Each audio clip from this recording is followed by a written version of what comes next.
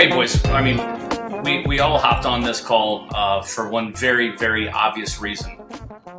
And I think we're all pretty giddy about it. It's U.S. Open week, boys.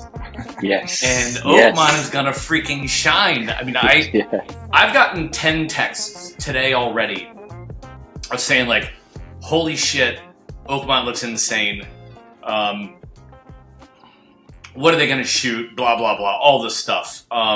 So what better guy to talk Oakmont with than a guy who grew up there? Spence, you're a pretty lucky cat. I mean, you literally grew up, like, what, 200 yards from the gate? Give or take. Yeah, it was not that anybody's counting. No, it was probably a couple of Bryson DeChambeau drivers away from the front gate. So it's a couple of yours too, by the way. Don't let Spencer fool you. The whole +5 or whatever his index or handicap is now. Maybe back Roy, in my. I mean, I don't know if I know anybody who loves golf more than you, but so you got to be pretty stoked too. So let's start this conversation with, first and foremost, the question to Spencer: have you ever seen the golf course look like it's going to play harder than it does right now? No, I don't think so. 2016, it was pretty tough. But I think the rough this year that they've built up, it's going to be way more diabolical than it's ever been. The bunkering is crazy. The greens, they've added some new pin locations. So a lot of these guys that have been there before in the past, they're going to, be pretty surprised at where some of these pins are for this year's event. So no, it's going to be absolutely insane. It's going to be carnage. I mean, I've seen some videos on Instagram where, some guys are trying to hit shots out of the rough and advance it a couple feet. So we'll see what happens. We just got to hope the weather holds up. Yeah, well, that's the key, right? I mean, I heard the thing that Mr. Ford put out that basically said if it's wet and slow that he thinks, a couple under could win. But if it stays firm and fast, it's a 5-over winning. No question. I mean, 2007 was arguably the most perfect U.S. Open ever played. The weather was incredible. Fairways were running 13s, greens were running 15s. Angel Cabrera, he said it himself. It was the best he's ever driven the ball in his life. He was swinging as hard as he could, and the ball would just go nowhere but dead straight. I've never had anything like that experience in my life, so I'm not sure how that feels, but I'm sure it was pretty wonderful.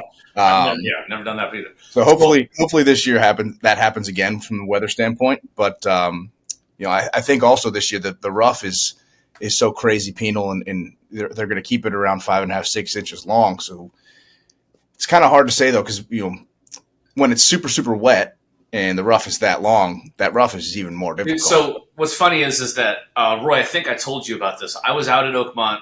I don't know, was it like 3 weeks, a month ago or something? Spence, middle of May, month and a half. And it was rainy and kind of misty and just kind of one of those. It felt very Irish that day, Roy.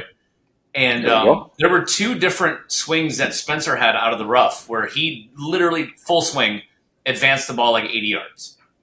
And that was with the rough not completely grown out. But if it's wet, even though that will make certain things easier, doesn't that make – I mean, Roy, you caddied on tour. Does that wet rough that's that nasty make it even harder?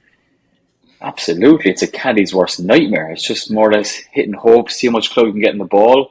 For some parts, you can read the lie, but literally, I think in Oakmont, the ball just sits down, doesn't it? I've only been on Oakmont 1 week, and that was the Women's Open back in 2010 or 11. I think 2010 when Paula Creamer won it. And honestly, like I just love golf so much. But like I always remember at least 8 to 10 holes each course wherever I play. Oakmont, I remember all 18. And not positively, I don't think. Every hole just seems completely abolically difficult, For me, there's a couple of holes in Oakmont that I've got questions about. Like Spence, a guy that can hit the ball hard, generate a lot of spin. The first hole off the tee, it's fair. It's fair enough with the bunkering on the left and right. However, that second shot, can you hold the green there, or does everything end up out the back? Or is that just women's golf? I mean, the easy answer is yes, you can. it completely depends on whether or not you do hit it in that fairway. And remember, Roy, they've had bunkers now too, right? Spence, there's more bunkering. There's more bunkering on one now than before. So I think there's a couple more on the left side. They took one out on the right side. So now there's just rough on the right side, which, obviously doesn't matter if you're in the rough or in the bunkers. It's going to be penal no matter what. But I would disagree with your statement that the first hole off the tee is fair. I think Tiger was asked like what the hardest tee shot is. When he was asked about the Masters, and he was like, "Well, that first shot at Oakmont's pretty dang tough." But it's demanding. It's still like if you look at Birkdale, like Birkdale's first opening hole is ridiculously difficult. But I don't know. I think if I was to move on to the next hole, if I was positioning my chair in one place for Oakmont, I would sit just where the second approach shot is on number 2. That elevated green with the 3 different plateaus and then a huge runoff. I know they softened it a bit since then, but like if you're not picture yard perfect on that second hole, and I think that's where if it gets soft, then generating so much spin on an uphill lie, everything's going to come back 60, 70, 80 yards. I would sit there all day, popcorn, a couple of beers, and just watch those guys. Dude, wait, now it's even... Spencer, what is the quote? Was it Sam Snead? Lank told me this, and I think Sean, a couple of the boys over there said, before they softened the front of 2, I think it was Sam Snead. Jack, you can find the quote somewhere. He said he went to mark his ball and he put a nickel down, and the nickel slid right off the front of the green. That's how slick and how pitched that it wasn't even really a false front. It was just straight down there. No, I mean that's pin down there now, Roy. Right?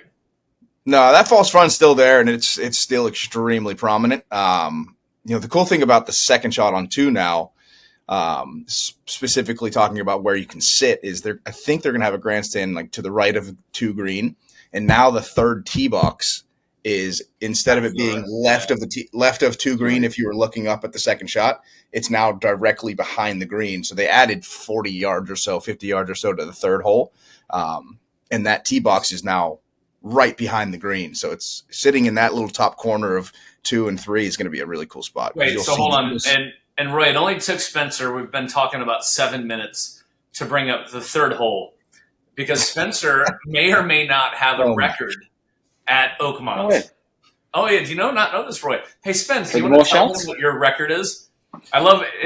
It's funny, too, because the people are proud. The people are proud of Spencer Mellon and what he achieved on the third hole at Oakmont. Yeah, it wasn't from the back tees. I'm going to put that out there first. I drove the third hole. I was probably 19 years old. I drove the third hole and made a 2 with a putter. He went driver putter on 3 to Oakmont. Granted, it was perfect conditions. It was downwind and it was firm and fast. So I don't care if there was an absolute tornado behind me and I hit it onto cement. I couldn't get it to there. I will say the hole that I think I literally love every hole, and we've had this conversation before about all kinds of different things at Oakmont as it pertains. Like the 1 through 18, I remember every hole. The first time I played it, every time I go back, each hole gets a little bit better and unique. 8 and 17, 8 they're going to stretch it out to what? 300. It could reach up to 300 if they play it on that back tee and it's a back left pin. I think it's like 305. That's insane. But 17 now, especially given the fact, and I know there's grandstands there now, where there used to be the tree line back there to kind of give it perspective. But I just love short, kind of quote unquote drivable par 4s, and to see how those boys play it. I can't remember who said it, but in 2016, it might have been 2007. Some reporter or somebody said that Oakmont is the only golf course in the world with a reachable par 3 and a drivable par 4. Spence, what do you hit on the 8th hole? Is it lumber or is it like? No, it's so the 8th hole is I think there were guys a couple weeks ago that were saying like they couldn't think of a single good par 3 that's over 250 yards or over 220 yards. I disagree because the 8th hole is it is 300. It says it on the card, but there's a bunker that's like 60 yards short of the green. So it's not, you're hitting a 2-iron. You're hitting a 240-yard club, 3-iron, and you land it over this bunker and it rolls. Obviously, granted that, if it's firm and fast and the weather's good, but it's usually 2-iron. Bryson's probably going to hit a 7-iron. I know, but think about it though, is that hole can play, from, like you said, it could be played probably a 7 or 8 iron if you're playing a different tee box or members tees or whatever. Yeah. But the way that these guys bomb the ball, to have anybody complain about distance, I find to be completely annoying. I think it's silly. Yeah. And look at some of the other greatest par 5 or par 3s in the world. I mean, I'd be hard pressed to find a better par 3 than number 5 at Pine Valley, and that sucker plays every day. Member plays 230, 235 uphill and generally into the wind. That's one of the greatest par 3s in the world. So I think that's a pretty silly statement. I agree. So one of my favorite stories about or at Oakmont was with Bob Ford and Tiger Woods on the 8th hole. The first kind of real year that they had that tee box at 300. They were playing together. They pull up to 8. Bob pulls out driver, hits one dead straight, on the green, 25 feet, as Bob Ford does. Tiger pulls out a 3-wood and takes the head cover off. And it wasn't super firm and fast that day, but he looks at Bob. He goes, I refuse to hit a driver on a par 3. So he tees it up. And he aims at the bridges that, it's probably 80 yards right of the green, and starts it at the bridges and hits this sweeping draw, lands on the front right corner of the green to a back left pin, and it rolls up to 15 feet. And Bob looks at Tiger. He goes, Tiger, I got to say, that was probably one of the best shots I've ever seen in my entire life. Tiger looks at him and goes, want to see it again? No. Tees it up. Same exact shot. Aims at the bridges. Sweep and draw. Lands on the front right corner. Rolls up to 8 feet. That's insane. I wish my story of Oakmont was so positive. I carried the Women's Open there 2010 for a lady called Sherry Steinhauer. And she was an absolute lady. So I got the memo wrong the night before. So, she kind of varied between like meeting on the range or meeting the putting green. And I got it wrong day one on Thursday morning. I was there on the range waiting for my player to show up, who's never been late. I'm standing by the bag saying, where's my lady? 20 minutes later. Still no sign of her. And gave her a call, voicemail. What's going on? All of a sudden I see this woman about 5'6" running down come from the clubhouse down. I scream my name, Roy! Get to the effing putting green. She had about 35 minutes to play. Her whole warm-up was out of sync. I'm a young kid, wet behind the ears, 2 legs like out of bounds stakes. First time caddying US Open. Realized pretty quickly it was a big deal. And she dragged me by the ears up towards the putting green. She didn't say a word for me for the first round of Oakmont. So that was my start to the Open.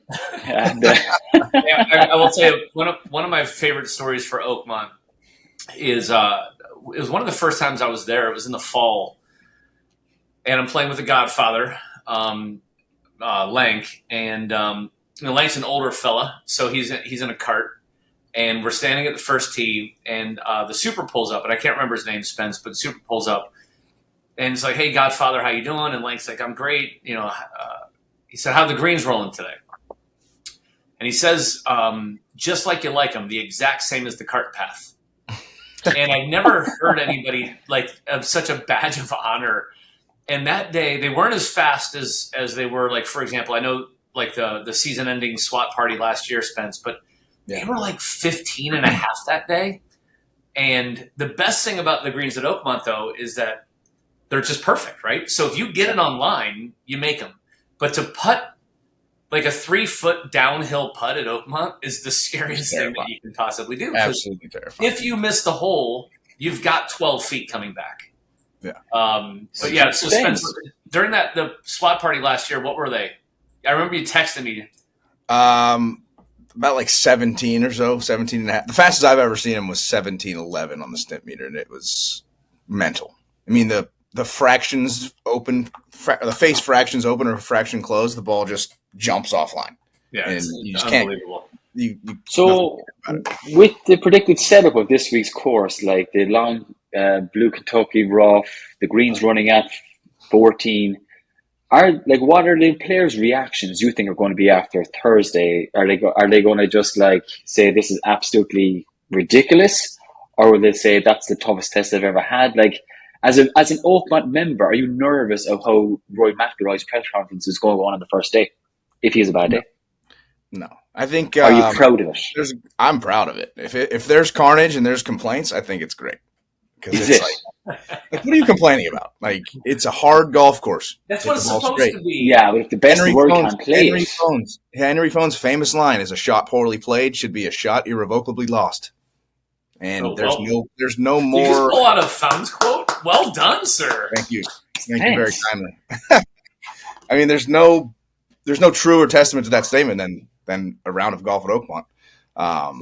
And these guys are the best players of the world. Like, what are you complaining about? But if you have a rough day and it's difficult, a couple things stand out to that, Ed Roy, and I love that question. But I also think that, no offense, I love a lot of the modern day golfers, but they're also a bit soft.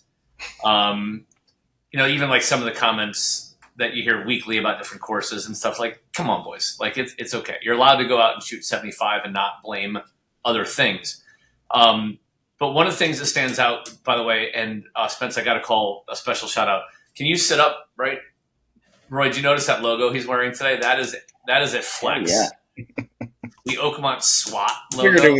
I figured it was, Was it appropriate? So it's funny. As soon as I saw it, too, I was like, I didn't know if I should shout it out or not. But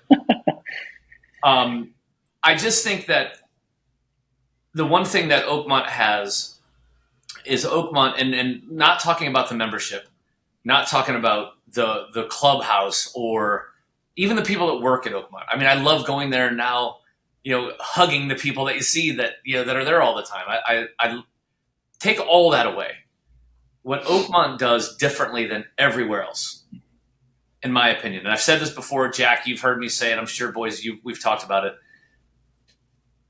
Pine Valley is the perfect combination of world-class, difficult, perfect test of the game of golf, yet somehow a vibe and a walk that is always enjoyable. Like, if you go play a Shinnecock or a Pine Valley or courses like that, if you play poorly, man, it's a hard round and you limp off 18. You go to a place like Oakmont, and whether you got your teeth kicked in or not, you walk off 18 and you turn around and look out at the whole course because there's no trees, you can see everything, and say, "Holy shit, that was special." And that is really weird to me that, like, whether you shoot 90 or 70 is not terribly relevant. You smile coming off 18, and I don't know why Oakmont has that a lot of other places don't have. Yeah, I'm not sure why either. I feel that's the same way. I mean, it's my favorite place on planet Earth. I go there as much as I possibly can, and there's never been a time where I wasn't in awe. Hold on, that just reminded me of another story. So Spencer lives in Jupiter, and he goes and visits his family. His mom and dad and his sister still live there in town in Oakmont. And they literally live it can't be more than 500 yards away from the gate now. It's like a 7-minute walk. Yeah. Spence, how many times have you showered at your actual house, or what is your morning routine there? So there was a stint when I was playing where I would be home. I would spend most summers back home, and there's one time I was there for like 3 weeks, and I didn't shower at my parents' house one time. I would wake up. We have not had this conversation yet. I'd wake up, go to the golf course, take a shower, go practice, go play, go grab dinner with the family, and then at like 9 o'clock, I'd go back and shower again, and I'd go home and go to sleep. And if you've ever showered at Oakmont, you actually know why. They're like the best showers. I don't know if it's like before certain codes or whatever they have, but it's just perfect. It's a perfect shower. They even have a shelf on it to put your beer mug. It's spectacular. If you're ever lucky enough to go play Oakmont, make sure you take a shower. Spence, without kind of spilling the beans or like on a club, and I won't ask you to do that, but however, Oakmont, very prestigious, one of the best top 10 ranked golf courses in the world. Is there any really cool tradition in Oakmont on an annual basis that's a little bit different to any other club? I mean, the SWAT is the first thing that comes to mind. Can you explain that? So the SWAT is the money game that is played Wednesdays, Saturdays, and Sundays, and then holidays. So there's some holidays where they play the SWAT Friday, Saturday, Sunday, Monday. Depends on when that day falls. But so it's the money game they play, the member club or member game. There's no strokes. Everything's played one best ball, 4 or 5 sometimes. Just gross. No shots whatsoever. It's my favorite form of golf. If the PGA Tour was played in the SWAT format, I'd probably have made it. You have still on the SWAT. No, it is spectacular, and it's amazing because you go to these other clubs and everywhere has games pretty much, but they're always some sort of a net format. Everyone gets strokes, and but I mean, is there that many low handicappers there? I mean, there's a lot, but you have guys that are 20 handicaps, 18 handicaps that play on a regular basis. ABCD game, right?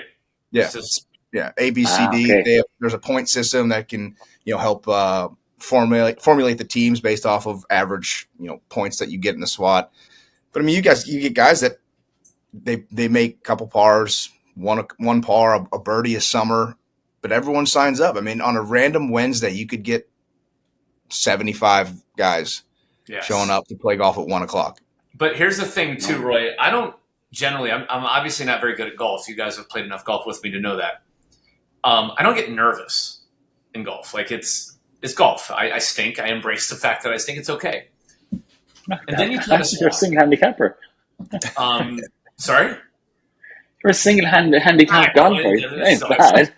I'm talking to a guy who's a +5 and a guy who fakes a scratch who's better than that even. So I won't forget. It was Spencer. You probably won't remember. Play the SWAT with Spence on 2. I have a downhill 3-footer for par, and the problem is that everybody else was kind of out of the hole, and my par counted. And Lank warned me if you miss a putt where they need you, just be prepared. People are going to be pissed off at you for a few holes. It was 3 feet downhill on 2. And I was absolutely I'm pretty sure, that video of Zalatoris at one time when he took his putt back and you could see the putter just zigzag. I have no idea. I think I blacked out. I was terrified of a 3-foot putt because if you miss it, you hurt your team. And when you play with guys in the SWAT, there's always a couple studs. So they may only need me for 1 or 2 holes. So for those holes, you better not screw up. And the best part is when you get in and you go into the SWAT room, which is for a history golf nerd like Roy, when you walk in there, it just feels history. So you walk in the SWAT room, the carpet has the OC logo with SWAT, the word SWAT on it. Then the SWAT logs, every SWAT has been recorded in a book or binders since, I don't know when, Spence, 1930 something, whatever. Something like that. Yeah. And then they hand you an envelope with your winnings. And this is the part, this will make you so sad, Roy, is playing the SWAT for the first time. We actually made money. It's got my name on it. It's got how much money I won. It's got the OC SWAT logo on an envelope with my money in it. I brought it home. I was going to frame it. I was going to put it in my office. And it was sitting at home with some other just kind of golf stuff. And Jess saw it. And she saw a torn open envelope. And my wife threw it away. And it was one of those moments, man, where... So I was nice enough to go back. I thought you were going to say... Well, Spence, I forget the guy's name that always does the envelopes for the SWAT. Previously or now? Previously. Paul. Yeah. So no, the guy who did it now did it for me though. So I went back and told him about it, and he actually wrote me another envelope and gave it to me. So I have it here in the office, and I will get that sucker framed. But the SWAT. I think Roddy got you it. Roddy got you. Roddy. Yeah, that's what it is. Roddy's for the best. Spencer, with regards to holes this week, you've played every hole thousands of times. There has to be 2 holes in your mind this week that you're going to go, you know what?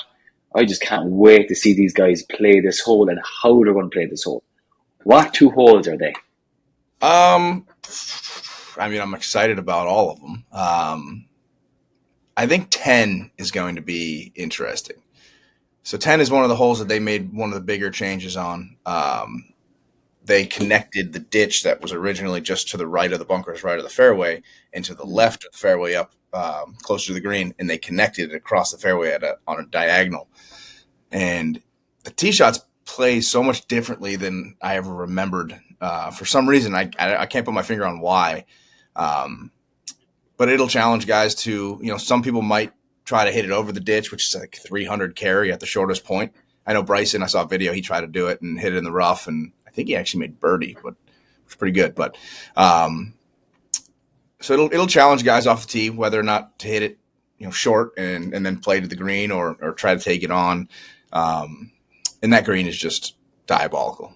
If they It's put right left, isn't it hard? It's hard right left and front to back. And if that back right pin, I mean they put it like 4 feet or 4 paces, 3 paces from the right corner, and it's impossible to get to. But if you miss it right, you're not making. If you miss it right, you're dead.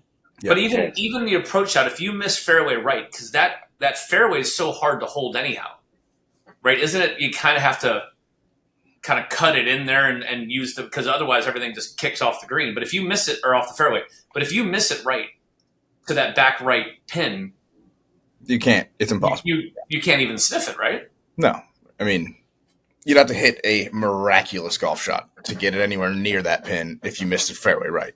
Yeah, these guys are really good though. And that's also given maybe you get lucky enough to have an opportunity to get it up towards the green. Yeah. Well, I'm anxious to see who do you think wins it.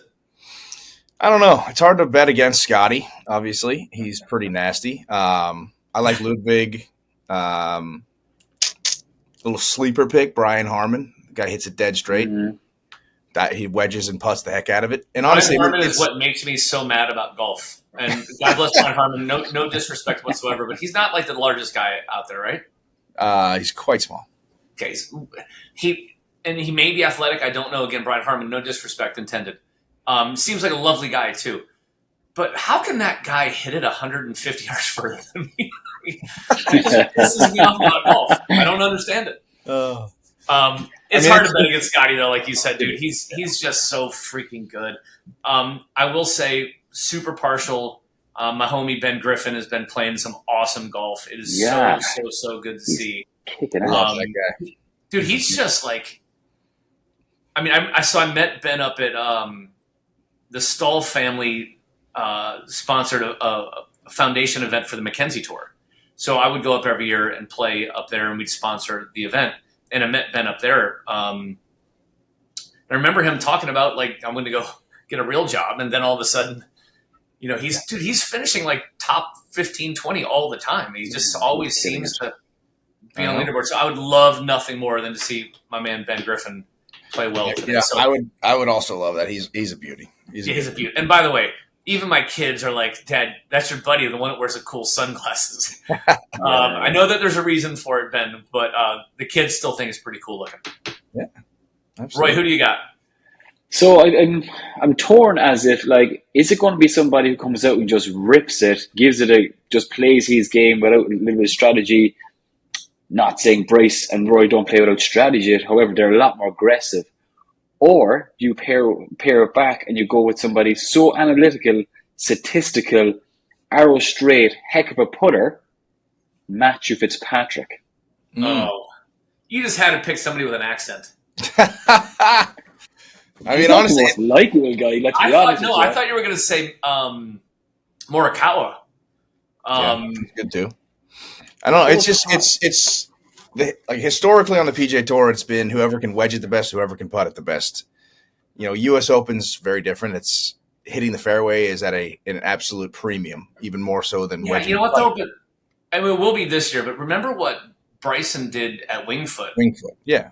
Where he just bombed it. It didn't matter where it was. He's like, I figure if I get really close to the green, I can still.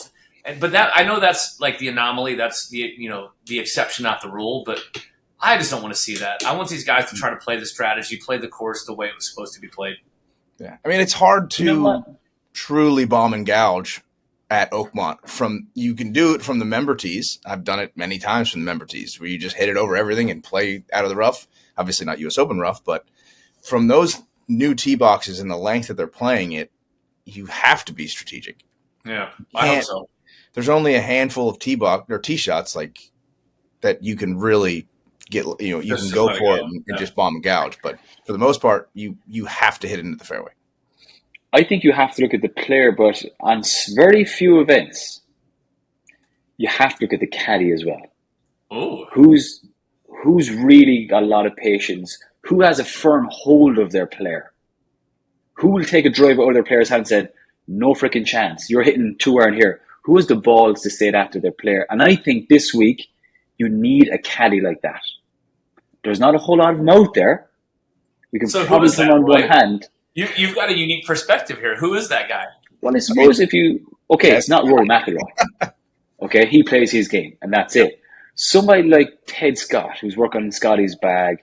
Somebody like a Billy Foster, who just doesn't care if he loses his job that week. He's got so much confidence in himself. Backs what he says, his knowledge and whatnot. Then you have to have the work ethic. When did the caddies get there?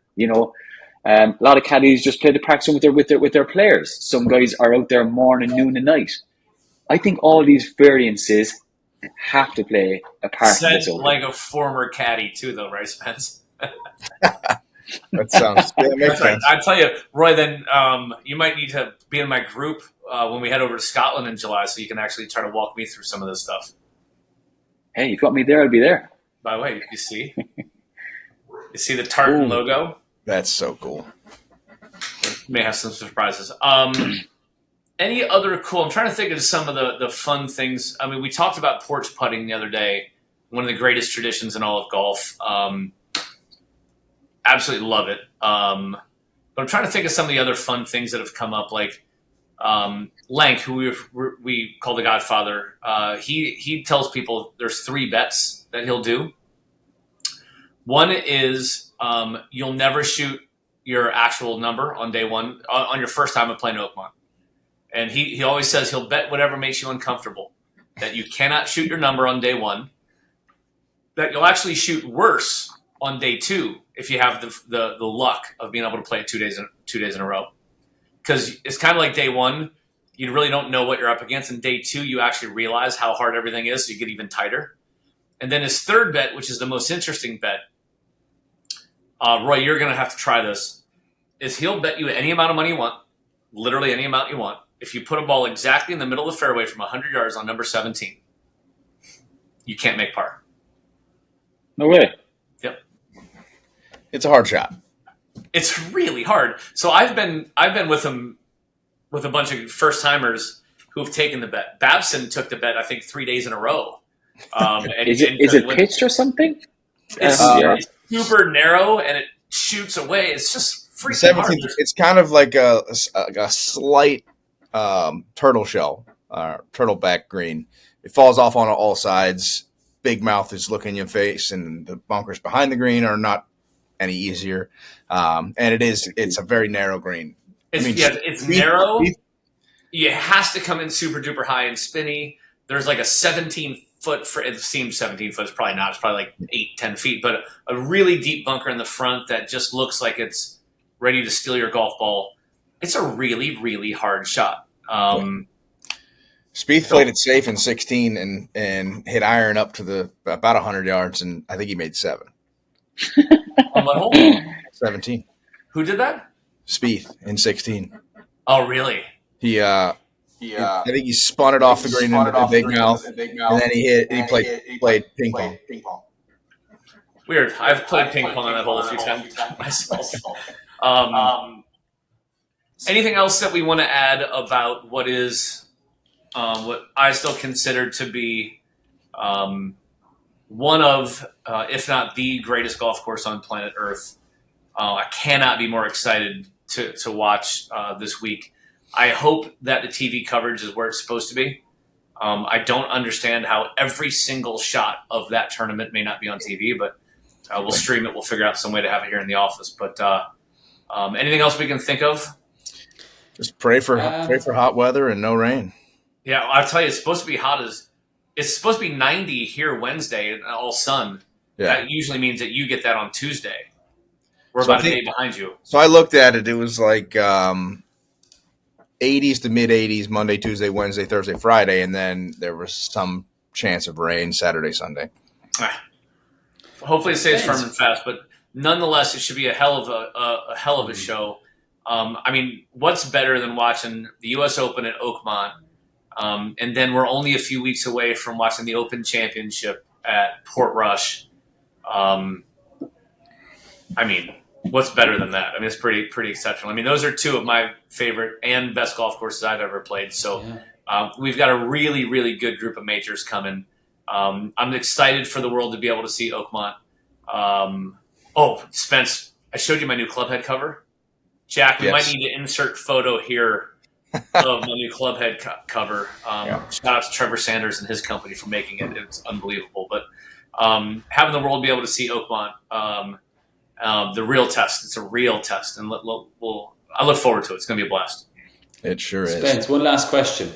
What's these big courses, their food and beverage, they always have something famous. What is the drink in Oakmont?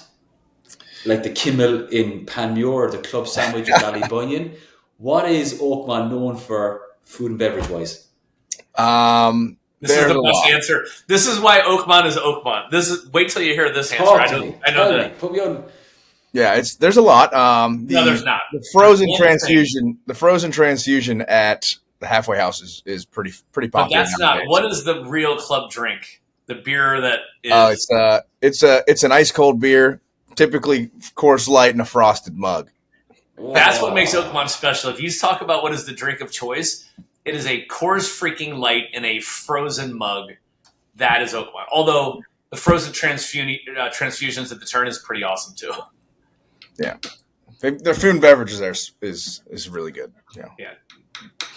Also, random side note: is there a better pro shop? No. On earth. No than shop. What is it? Annie. Annie. What Annie does at Oakmont.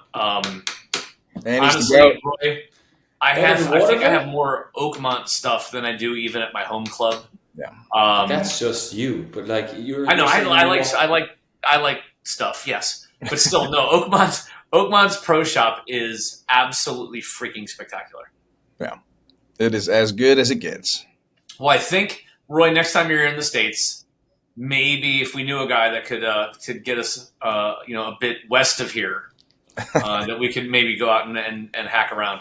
Plus, you're 0-1 on American soil against me, so maybe we'll have match 2. Whoa, fighting words. Huh? I go to Ireland's best pro shop. It's a toss-up between Old Head and Waterville. And I'll bring some swag. You get some swag and we'll play for the winning. I love it. Spencer Mellon, born and bred Oakmont. Thank you for the perspective, dude. It's super, super exciting to see the tournament this week. Roy caddying there in a former Women's Open, U.S. Open Championship is pretty cool perspective too. I know you know every hole on that golf course. If you haven't done it, there's a bunch of really good YouTube every hole at Oakmont. It should be awesome. So let's pray for firm and fast. Gosh, if 5 over won this tournament, it would be unbelievable. And I look forward to catching you. Thanks, boys, for having me on. Yep. Thanks, Roy, Spencer. You guys are the best.